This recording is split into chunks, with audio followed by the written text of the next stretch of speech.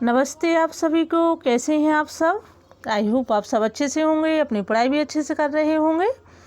आज हम देख लेते हैं मध्य प्रदेश बोर्ड की कक्षा 12 की हिंदी विशिष्ट है, तो उसमें जो पदखंड दिया हुआ है एनसीईआरटी की किताब पदखंड दिया है, और पद के अंतर्गत सबसे पहले नंबर 1 पर भक्ति काव्य में मीरा के पद दिए हुए हैं। यहाँ हम मीरा के पद्यांशों की जो है व्याख्या करेंगे, साथ ही इनके जो रस छंद अलंकार हैं वह भी देखेंगे और प्रश्नोत्तर भी निकाल करके देखेंगे। तो इससे पहले हम मीराबाई का जो है जन्म परिचय देख लेते हैं कि इनका जन्म कब हुआ, इनका जन्म स्थान कहाँ पर है और इनकी जो प्रमुख रचनाएं हैं कौन कौन सी हैं। तो चलिए चलते हैं, मीराबाई का जन्म परिचय देख लेते हैं। मीराबाई का जन्म सन 1503 ईस्वी और संवत 1560 में मेड़तिया के राठौर रत्न सिंह के यहाँ माना जाता है। अब देखो यहाँ पर 1503 ईस्वी दिया है, सन 1503 ईस्वी और संवत 1560। तो जब आप सन में 57 जोड़ेंगे 57 तो संवत बन जाएगा। तो ऐसे हमें संवत और सन में अंतर रखना है कि सन में 57 जोड़ देने से संवत हो जाता है। ठीक है, तो कहाँ हुआ था? मेड़तिया के राठौर रत्न सिंह के यहाँ माना जाता है। उदयपुर के महाराज भोजराज के यहाँ उनका विवाह हुआ। ये मेड़तिया जो है राजस्थान में पड़ता है। उदयपुर के महाराज भोजराज के यहाँ उनका विवाह हुआ। इनकी अनन्य कृष्ण भक्ति और संत समागम से राणा परिवार रुष्ट हो गया। कहते हैं कि एक बार मीरा को विष भी दिया गया, किंतु उन पर उसका असर नहीं हुआ। मीराबाई के नाम से जिन कृतियों का उल्लेख मिलता है उनके नाम हैं। अब देखो मीराबाई ने जो रचनाएं लिखी वो कौन कौन सी हैं रचनाएं।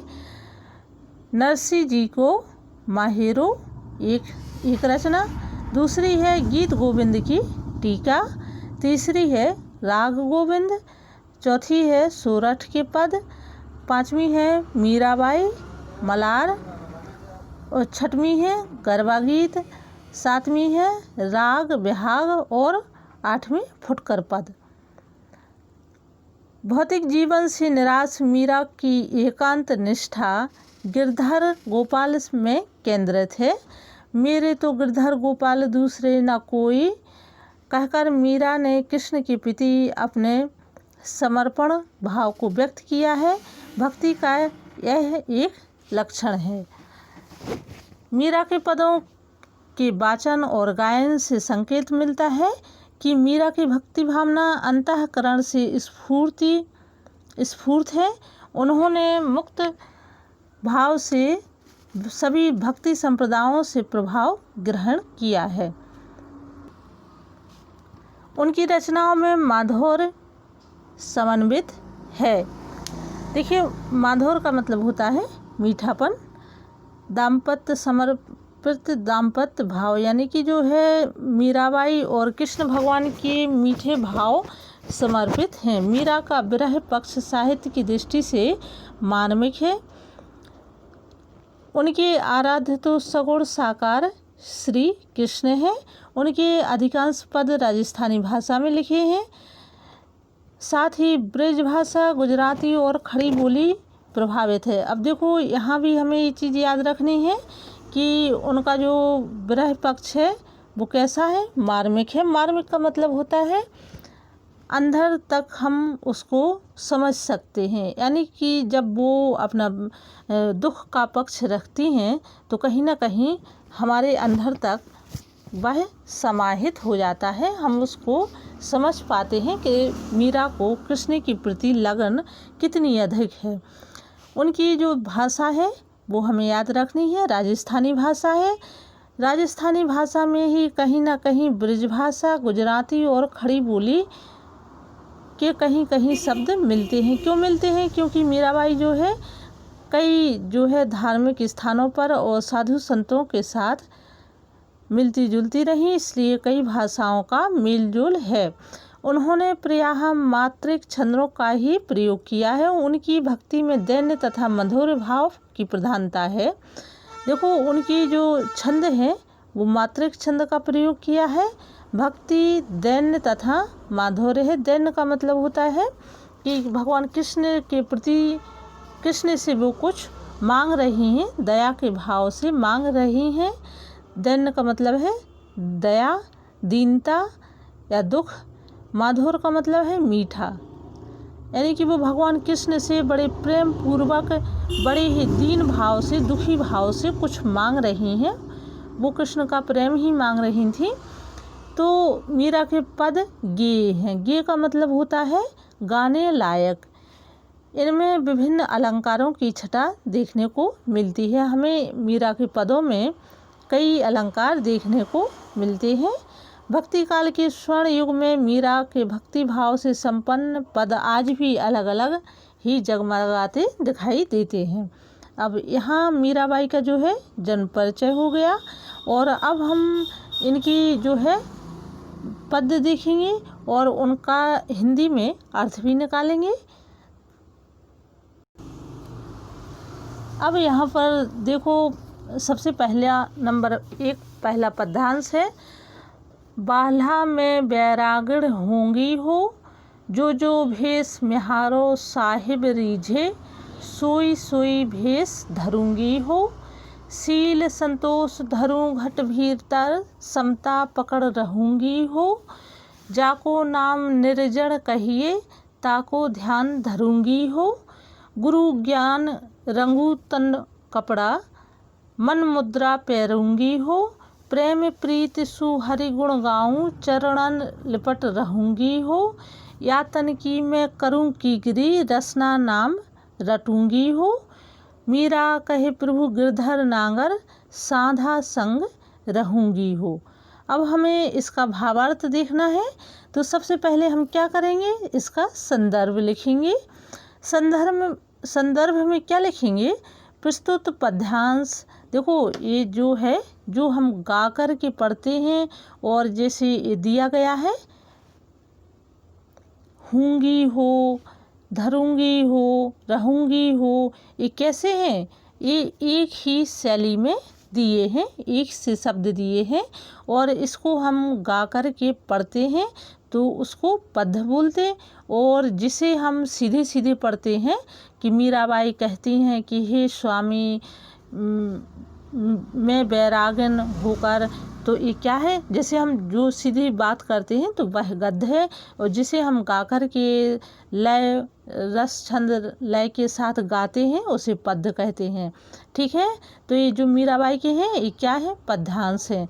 तो सबसे पहले पद्यांश में हमें क्या करना, संदर्भ लिखना है।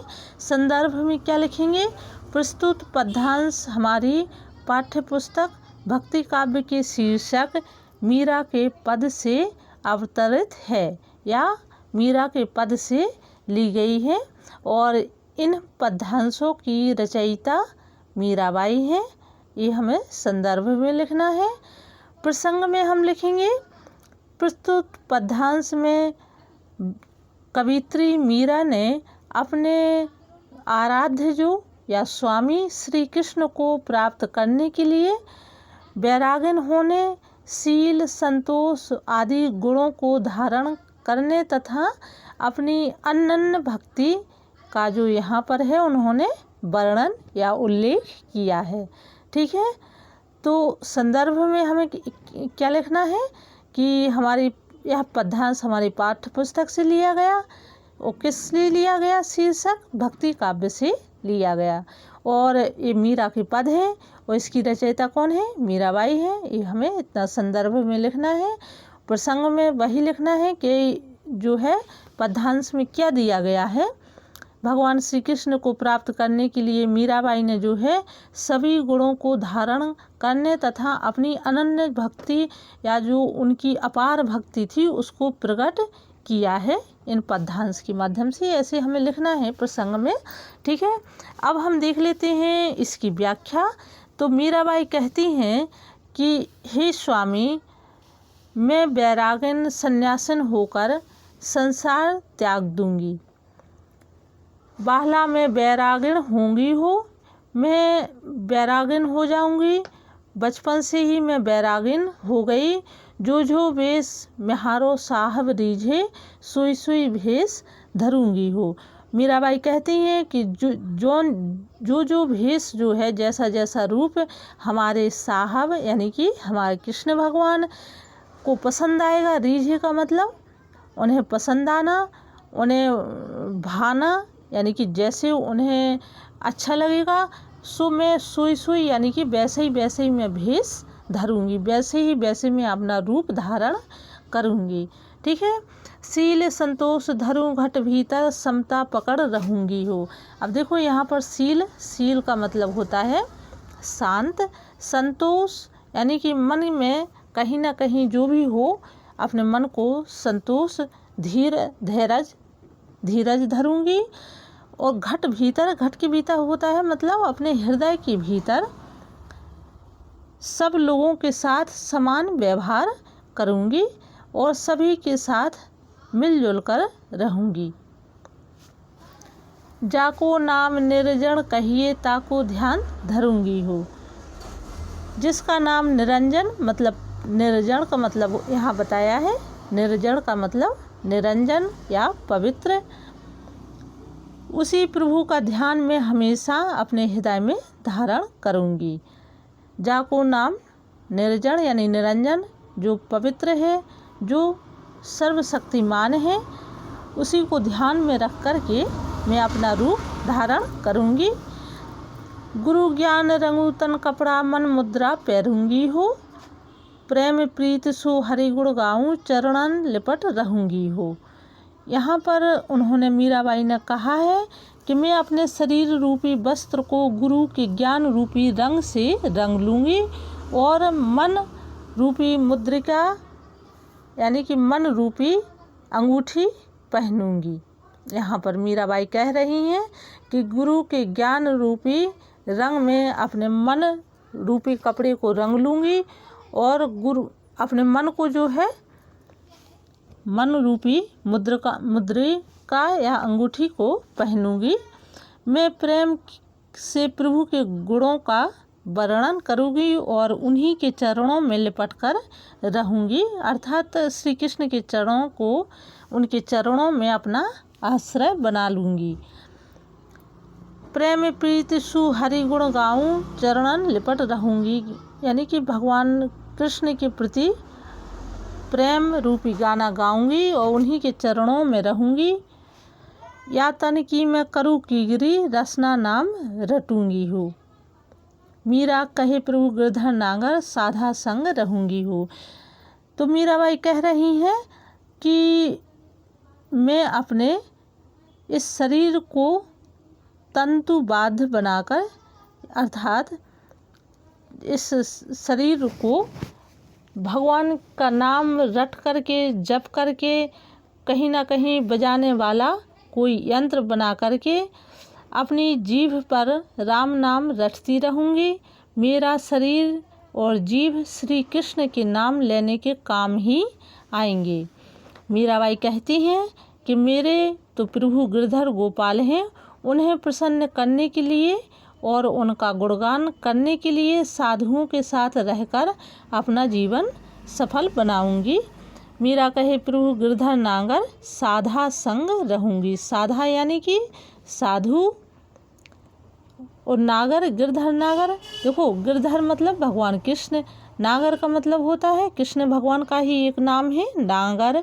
इसे हम चतुर भी कहते हैं और नागर का मतलब जो नगर में रहते वह भी होता और नागर का मतलब चतुर भी होता है।